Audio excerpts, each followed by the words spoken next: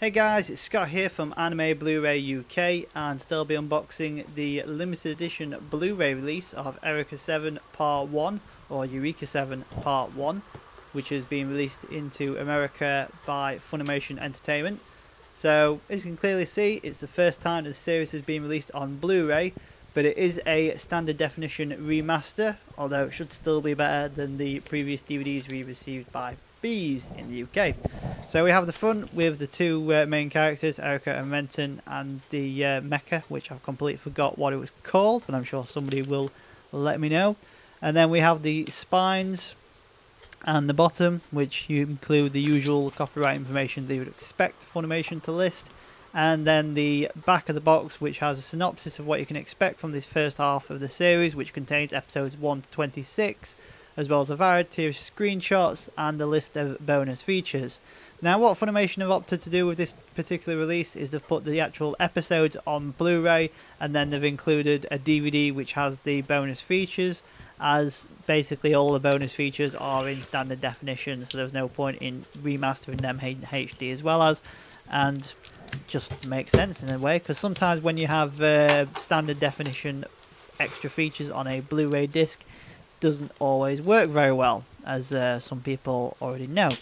But nevertheless, this is the art box version, whereby you can fit both part 1 and part 2 inside, and it gives the impression that you've got a complete series release. And for once, Funimation have opted to not put any markings on the box itself to say part 1, it's just the actual box, so it looks like you've got a complete series collection release. As when they released Eureka 7 AO, part 1 as an art box, that had part 1 listed on the box itself, so it looked a bit weird when you had both parts inside. Now, once you got the cellophane off, this is just a piece of paper that you can easily remove, and it's not stuck down like the ones of the past.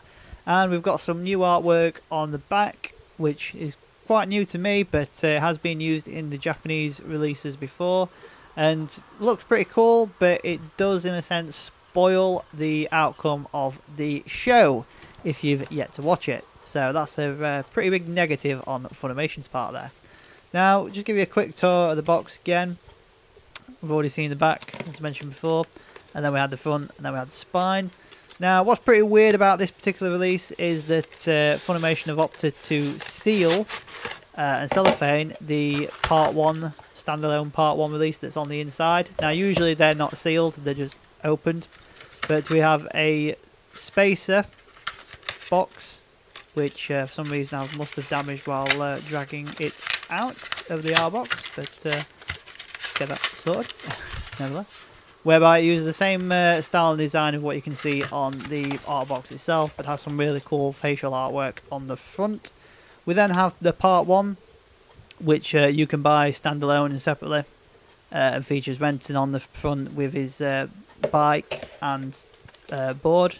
It's been a long time since I watched Eureka 7, so I can't remember the names of the actual equipment they use, or the mechs. Nearvosh, that's the name of the mech. I've remembered it now. Nevertheless, move on. And as you can see, the back of the information sheet is exactly the same as the back of the case for the standalone Blu-ray release. And as you can clearly see, it is region locked to region A, so you will need a multi-regional Blu-ray player in order to play it. If you don't have a multi-regional player, then you won't be able to watch it unless you can get some software on the PC which can play multi-regional Blu-rays. Which it does exist, because you can get BD Region Tray, and it's a handy little tool that you can just tick, and it changes the region from your Blu-ray's drive to whatever region it is, to region A, or to region C if you need be, and it doesn't change any settings on the PC. But interestingly enough, even if you quit the program, it still keeps it running as region A, but that's a story for another time. So once we've got the cellophane off, as you can see, got a front, spine, and back. Pretty much same as what we've been shown before in previous volumes and installments, such as Eureka 7 AO. Once we're on the inside, you've got the usual Funimation Filmy art card, which is useless to us as we're from the UK. And on the inside sleeve, we've got a breakdown of all the episodes that are included on each disc, as well as what's included on the 4th disc, which is of course the DVD. So we have the Blu-ray disc 1, Blu-ray disc 2 on the left hand side, disc 3, which is another Blu-ray disc, and then finally disc 4 on the back. Now, to make it a bit more easier to see, the 3 Blu-ray discs have a darker blue to what the DVD disc has, so you can tell what the difference is. And then the final piece of artwork on the inside is for the Nearvash, which, for those who picked up Beez's complete Anime Legends collection sets, is the same artwork that they used for part 1 in the UK DVD release. And I think it's also the same artwork they used in America. Now, as you can see, we've got part 2 here for Erica 7, which has the card and sleeve that goes over the top. Pretty much the same standard format and layout as part 1, and as you can see, it just slots into place, and it gives you an impression that you've got a complete series box, which it now is. But as you can see, it's blue and red, which mimics that's here on the side, which makes it pretty cool. That aside, and while we've got it out for the moment, let's take a look at Erica 7 Part 2, which contains episodes 27 to 50.